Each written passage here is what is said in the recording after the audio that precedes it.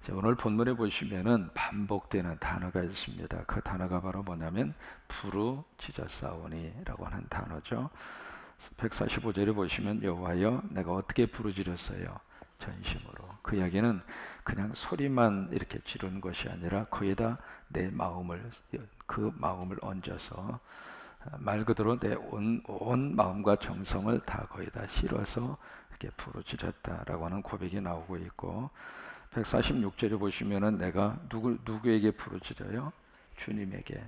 사람 들으라고 부르짖는 것이 아니라, 어느 대상을 향하여 내가 지금 소리를 치고 부르짖는 것이 아니라 하나님께, 예수님에게, 성령님에게 부르짖었다. 그 고백이고, 147절에 보시면 내가 날이 어떻게 하기 전에 철야하면서 부르짖었다, 그 말이에요. 새벽녘에 이를 때까지 온 밤을 지새우면서 하나님 앞에 부르짖는 모습을 오늘 본문의 말씀이 우리에게 말씀을 하고 있습니다. 보세요. 하나님이 사람에게 주신 것 가운데 하나가 상식입니다. 영어로 common sense예요. 상식. 그래서 이 상식을 잘 모르는 사람을 뭐라고 이야기하느냐면 무식하다 그래요. 모든 사람이 다 알고 있는 평범한 지식이고 평범한 상식인데, 그 상식을 전혀 모르고 있는 사람을 우리가 그렇게 일반적으로 표현을 합니다. 근데 우리가 신앙생활을 할 때에도 상식적인 수준에서 신앙생활을 하는 경우가 있습니다. 그럴 때에는 보세요. 하나님의 말씀을 우리가 볼 때, 믿음 생활을 할 때 일반적인 상식 수준에서 신앙생활을 하면 맞을 수도 있고 안 맞을 수도 있습니다. 왜냐하면 하나님의 말씀과 신앙생활은 상식을 뛰어넘습니다. 한 가지 예를 들어볼까요? 쉬지 말고 기도하라. 상식적으로 그게 맞습니까? 어떻게 쉬지 않고 기도합니까? 밥도 먹어야 되고 일도 해야 되고 그리고 볼 일도 봐야 되고 할 일이 지금 얼마나 많아요. 그런데 그것을 문자 그대로 우리가 상식적으로 그 말씀을 받아들이면서 쉬지 말고 기도해라. 그것이 상식적으로 맞는 말인가? 상식적으로는 통할 수 있는 말이 아니에요. 또한 한 가지 예를 들어볼까요? 원수를 사랑하라. 상식적으로 그게 통합니까? 에이? 원수 지금 다 사랑하고 계세요? 아, 목사님 말도 마세요. 집안에 있는 그것이 원수 덩어리예요. 그런 생각을 하면서 사는 경우들도 없지 않아 있잖아요. 그 무슨 얘기냐면 상식으로 그 말씀이 내 속에 와닿지 않는다, 그 말이에요. 무슨 말이에요? 그 상식을 뛰어넘는 말씀이란 말이에요. 그래서 영적 생활은 상식 수준이 아니라 사실은 초상식입니다. 그걸 뛰어넘는 거예요. 그중에 여러분 찬송도 마찬가지입니다. 우리가 찬송할 때 여러 가지로 찬송하는 방법이 다 틀려요. 사람마다 다 틀리게 되어져 있습니다. 손 들고 찬송할 수도 있고, 그 다음에 소리를 크게 해서 찬송할 수도 있고, 어떤 사람은 입만 살짝 할 수도 있고, 여러 가지 형편과 사정에 따라서 찬송하는 방법이 다 다양하게 그렇게 나타나는데, 그 중에 하나, 어떤 사람이 상식적으로 찬송 조용조용 하지 뭐 꼭 박수를 쳐야 되느냐고. 여러분, 그게 상식적으로는 맞는 말인지 모르지만은 성서적으로는 맞아요, 틀려요? 맞는 말이 아닙니다. 그럼 성경을 들어가서 한번 찾아볼까요? 시편 47편 1절. 수고스럽더라도 성경에 확인을 한번 받았으면 좋겠어요. 시편 47편 1절. 찬송 부를 때 꼭 시끄럽게 박수를 치면서 우리가 찬송을 해야 하느냐? 맞아요. 성서적으로 그렇게 말씀을 하시고 있어요. 시편 47편 1절. 찾으셨습니다. 함께 읽습니다. 너희 만민들아 손바닥을 쥐고 즐거운 소리로 하나님께 외칠지어다. 여러분, 박수치고 찬송하는 게 성서적이에요? 비성서적이에요? 성서적이란 말이죠. 그러니까 상식적인 수준에서 꼭 찬송할 때 박수를 쳐야 하느냐? 상식으로만 생각하면 안 된다, 그거예요. 상식을 뛰어넘어서 하나님께서 성서적으로 박수치고 찬송해라. 그때는 박수치고 찬송할 수 있는 거예요. 여러분, 기도 가운데 방언기도 있습니다. 방언기도 하시는 분도 있고, 방언을 못 받으셔서 못 하시는 분도 있고, 여러 가지 다양해요. 어떤 분 그렇게 이야기합니다. 방언기도 하면 뭐 시끄럽게 그렇게 방언기도를 하느냐고. 상식으로는 그렇게 말할 수 있을지 몰라도, 여러분, 방언기도가 성서적 기도입니까, 아닙니까? 성경적인 기도예요. 고린도전서 14장 2절로 가서 보세요. 고린도전서 14장 2절.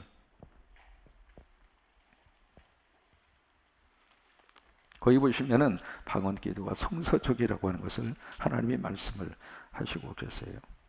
그러니까 상식적인 수준으로만 생각하고 평가하면 굉장히 많은 부분에 있어서 영적으로 잘못 판단할 수 있는 가능성이 많다. 그것을 우리에게 가르쳐 주고 있는 거거든요. 고린도전서 14장 2절 말씀 시작. 방언을 말하는 자는 사람에게 하지 아니하고 하나님께 하나니 이는 알아듣는 자가 없고 영어로 비밀을 말함이니라. 지금 방언 기도는 누구에게 하는 거예요?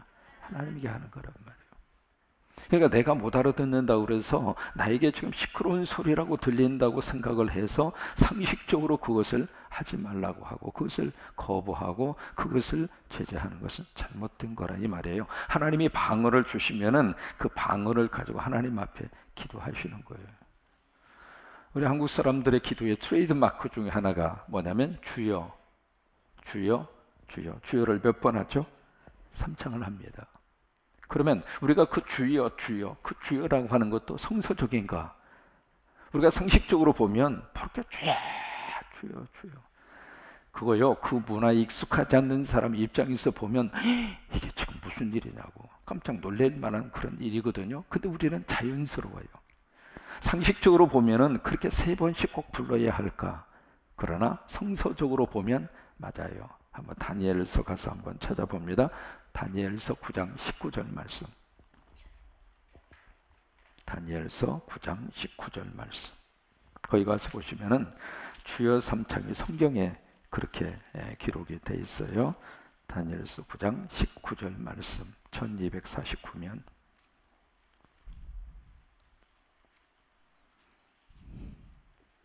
같이 읽습니다. 주여 들어서서 주여 용서하소서 주여 귀를 주여 몇 번 나와요? 3번 나오잖아요. 그러니까 몇 가지 예를 이렇게 쭉 들었습니다만은 상식적인 차원에서 성경을 보고 상식 수준에서 신앙생활을 하는 것으로 끝나지 말라 그 말에 그걸 뛰어넘어야 돼요. 뛰어넘고 우리들의 믿음 생활과 그리고 성경을 보는 기준은 성서적인가라고 하는 기준입니다. 이것이 하나님의 말씀 속에서 우리에게 요구하시는 것인가? 그러면 하는 거예요. 성서적인 것이 우리의 기준입니다. 아멘. 세상적인 것이 아니고요. 특정한 사람의 경험적인 것이 기준이 아니라 성서적인가? 항상 우리가 물어야 할 질문이 바로 그거예요. 성서적인가? 성경에서는 어떻게 말씀을 하시고 있는가? 성경에서는 무엇을 우리에게 요구하고 있는가? 그 각도에서 우리가 말씀을 보고 신앙생활을 해야 하고 그리고 교회 생활을 들여다보고 생각하고 판단하고 평가를 하셔야 되지 그것을 떠나서 내 기준으로 딱 생각하고 내 상식에 맞으니까 안 맞으니까 그게 기준이 되면 안 되는 거예요. 기도도 마찬가지입니다. 여러분 기도하다가 보면은 조용히 기도할 수 있어요. 왜요? 묵상 기도 성서적입니다. 반복 기도 성서적입니다. 왜? 똑같은 주제를 가지고 예수님도 겟세마네 동산에서 3번이나 똑같은 기도를 하세요. 그러니까 반복 기도 성서적이라고요. 여러분 철학 기도 성서적인가요? 아닌가요? 예수님도 철학 기도 하셨잖아요. 산 기도 성서적이잖아요. 그 중에 하나가 부르짖는 기도입니다. 이 부르짖는 기도도 상식적인 차원에서 보면 뭐 하나님이 귀가 멀었습니까? 귀 안 멀었죠. 우리가 뭐 크게 소리를 내야만 하나님이 들으시는 그런 분은 아니잖아요. 하나님은 우리의 가장 가까운 곳에 계세요. 아멘. 먼 곳에 계시는 분이 아닙니다. 내가 불러야 오는 분이 아니에요. 가장 가까운 곳에 내 심장의 고동 소리보다도 더 가까운 곳에. 그렇기 때문에 우리의 처지와 형편을 하나님은 알고 계세요. 신음소리까지라도 하나님이 들으시고 있고 내가 앉는 거 일어서는 거 내 혀끝에 말 한마디까지라도 하나님은 알고 계세요. 그래서 내 억울한 사정도 하나님이 아시고 답답한 사정도 하나님이 아시고 새벽 기도하는 이유도 하나님이 아시고 기도 제목도 하나님이 아시고 우리 아버지는 아세요. 우리 민족의 형편 우리 아버지 아세요. 우리 민족을 통해서 하나님이 하신 일도 아버지가 알고 계세요. 오늘 아침 아프리카에서 온 저기를 보면서 참 감사한 내용이 하나 있었어요.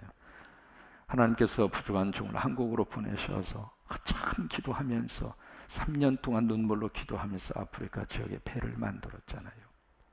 그 배가 어떻게 쓰임 받을까 보면서 참 염려가 되기도 하고. 왜요? 그 배가 한 번 출항할 때마다 거기에 들어가는 기름, 그 다음에 거기서 일하는 사람, 보통 한 번 출항하면 10,000불 들어요. 한국 돈으로 1,000,000원 들어요. 그래서 지금 아산병원에서 한 40명 정도 의료진이 가서 지금 거기서 사역을 하고 있거든요. 1시간 정도 출항을 하다가 배가 갑자기 서버린 거예요.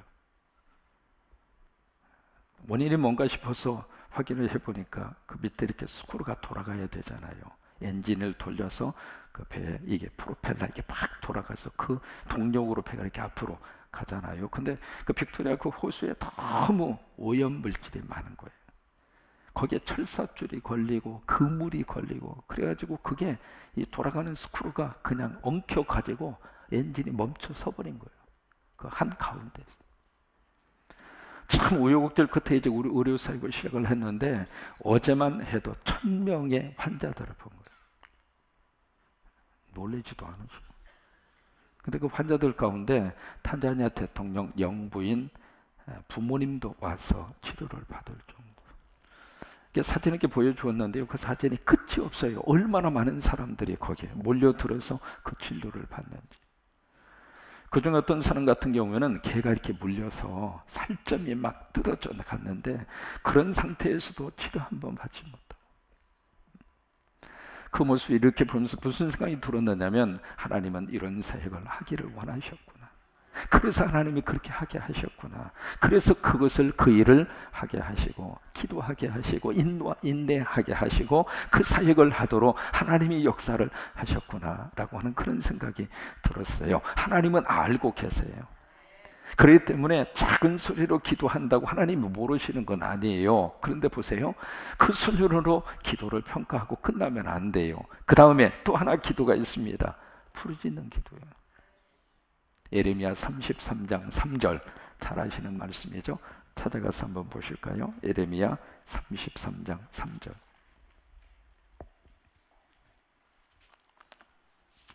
예레미야 33장 3절을 렘 333 그렇게 표현을 합니다. 예레미야 33장 3절. 그래서 렘 333. 333을 붙잡으면 333의 은혜가 쏟아진다. 그래서 렘 333 그렇게 표현을 합니다. 예레미야 33장 3절. 같이 한번 크게 한번 읽으실까요? 시작. 너는 내게 부르짖으라. 내가 내게 응답하겠고 내가 알지 못하는 크고 은밀한 일을 내게 보이라. 여기 하나님이 말씀하시잖아요. 너는 내게 어떻게 하라고요? 나 귀 안 먹었으니까 조그맣게 이야기해. 그렇게 말씀하시지 않았어요. 이 상황에서는 하나님이 어떻게 말씀하시느냐면 너는 내게 부르짖으란 말이에요. 성경에 부르짖으라라고 하는 말씀이 245번 나옵니다. 그러니까 하나님께서 우리의 상황에 맞게끔 그때그때마다 우리에게 기도하기를 요청하시는데 그냥 기도가 아니라 마음으로만 하고 끝나는 묵상 기도, 조그마한 목소리로 그렇게 기도할 때도 있어요.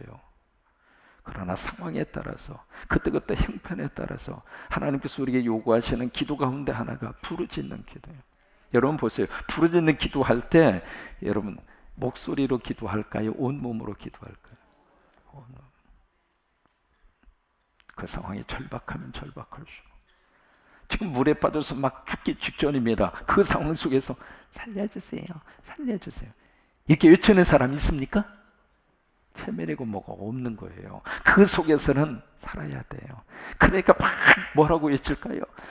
그냥 자기가 지를 수 있는 모든 소리를 다 해서 살려주세요. 뭐 그럴 거 아니겠어요?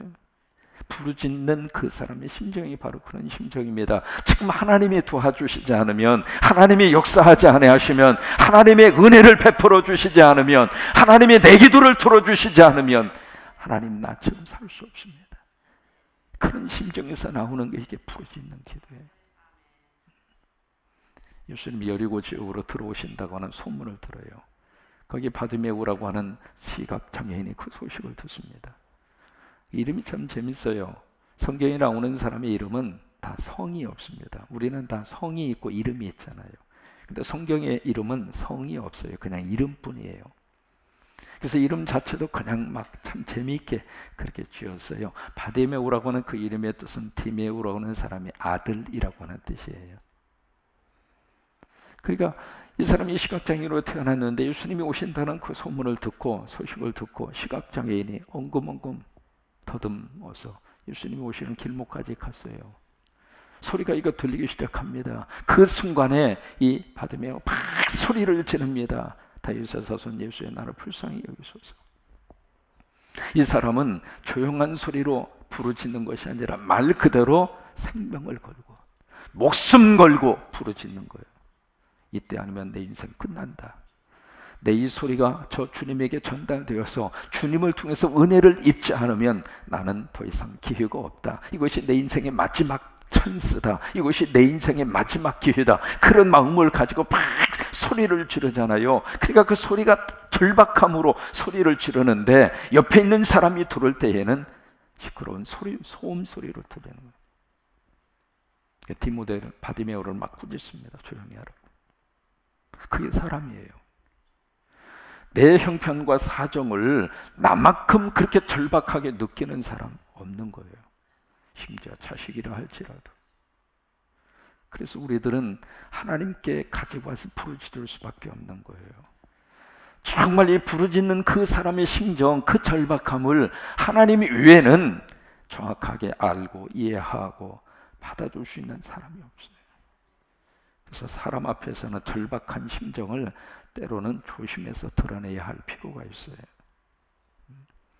그래서 막 그렇게 옆에 있는 사람이 꾸짖어요. 그래도 이 바디메오는 그것을 아랑곳하지 않고 더 큰 목소리로 다윗의 자손 예수여 나를 불쌍히 여기소서. 결국 어떻게 했어요? 예수님이 부르짖는 바디메오 소리를 들었어요.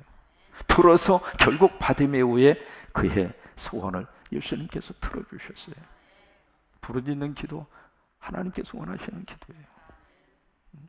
그 기도를 통해서 하나님은 능력을 행하시기를 원하고 있고, 그 기도를 통해서 하나님이 기도 응답을 허락하실 때가 있고, 그래서 절박한 상황이 딱 주어졌을 때에는 나도 모르게 욱하고 나오는 거예요.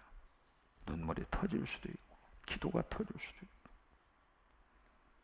그러다 보니까 함께 새벽 기도를 하고 함께 통성 기도를 하다가 보니까 이제 그런 분들이 가끔 있거든요. 나도 모르게 막 목소리가 크신 분도 있고 막 부르짖는 기도가 몸에 배인 분들도 있고, 서로가 이해를 해야 할 필요가 있습니다. 첫째, 그것이 내 기도에 방해가 된다면, 그런 경우가 있거든요.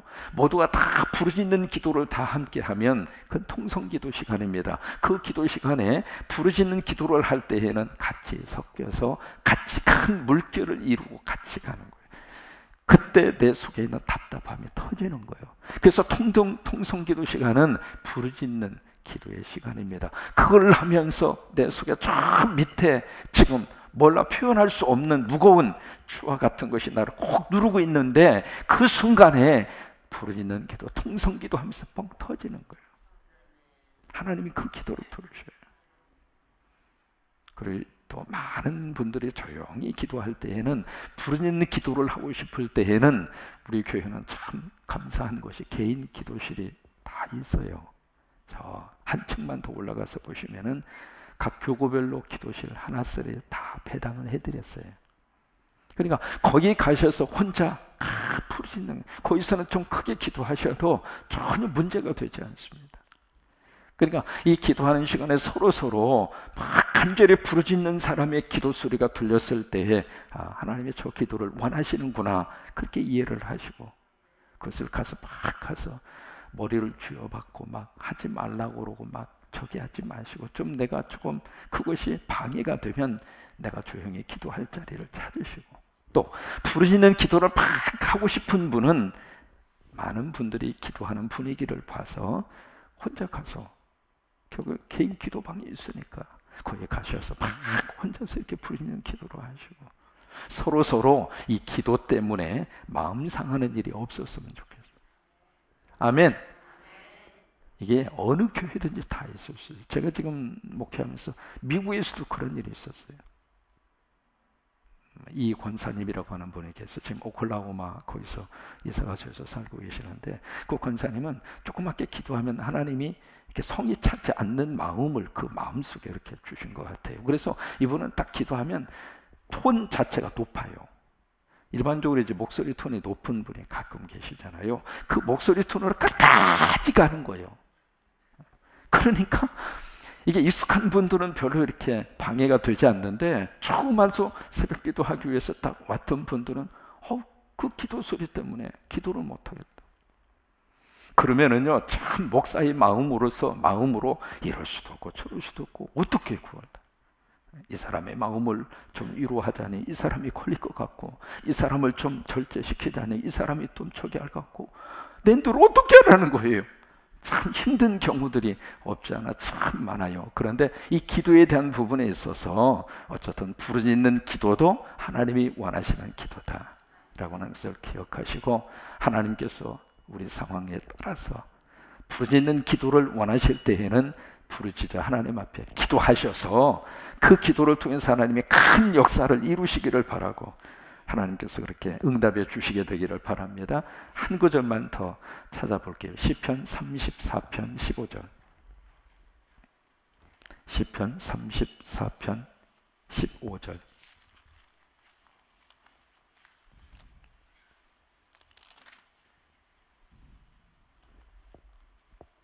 시편 34편 15절 같이 읽습니다. 여호와의 눈은 의인을 향하시고 그의 귀는 그들의 부르짖음에 기울이시는도다. 하나님이 부르짖는 기도에 귀를 기울이세요. 한 군데만 더 찾아갑니다. 시편 145편 19절.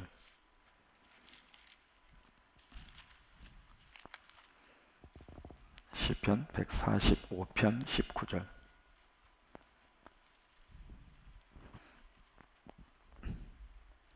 시작. 그는 자기를 경외하는 자들의 소원을 이루시며 또 그들의 부르짖음을 들으사 구원하시리로다. 그래요. 여러분 살다 보면 별별 일 다 만납니다. 그러니까 이런 일도 만나고 저런 일도 만나고, 그럴 때마다 그것을 가슴에 담아놓으면 속병 생기고 건강을 해치고 또 영적으로 더 힘들어요. 그래서 그런 일들을 어떻게 해서든지 하나님 앞에서 풀어놓고 하나님께 부탁하고 하나님께 맡겨드리고 하나님의 역사를 기대하고, 그래서 내 상황이 힘든 것만큼 소리내서 부르짖어서 그렇게 기도하셔서 하나님이 우리의 기도를 들으셔서 부르짖음에 하나님의 응답이 있게 되기를 주의 이름으로 축원합니다. 특별히 새벽기도 시간 지금 작정하고 나오는 분들이 계실 거예요. 그 기도 제목을 놓고 간절히 하나님 앞에 소리를 내시든 아니면 어떤 방법을, 그래서 음악을 틀어놓은 이유가 그거예요. 조금이라도 그 소리가 좀 다른 사람에게 방해가 되지 않도록, 그래서 음악을 그래서 틀어놓는 거예요. 그래서 그 소리에 서로가 묶여져서 어쨌든 내가 소리로 하든 묵상으로 하든 어떤 모습으로 하시든지 내 삶 속에서 여러 가지 많은 그 어려운 문제들을 하나님께서 도와주시는 아름다운 역사와 능력으로, 특별히 부르짖는 기도를 통해서 그런 역사가 함께 할 수 있게 되기를 주의 이름으로 축원합니다. 축원합니다. 자, 우리 요절의 말씀 다시 시편 119편 145절입니다. 145절 시작. 여호와여 내가 전심으로 부르짖사오니 내게 응답하소서. 내가 주의 교훈들을 지키리이다. 다시 한번 고백합니다. 여호와여 내가 전심으로 부르짖사오니 내게 응답하소서. 내가 주의 교훈들을 지키리이다. 아멘.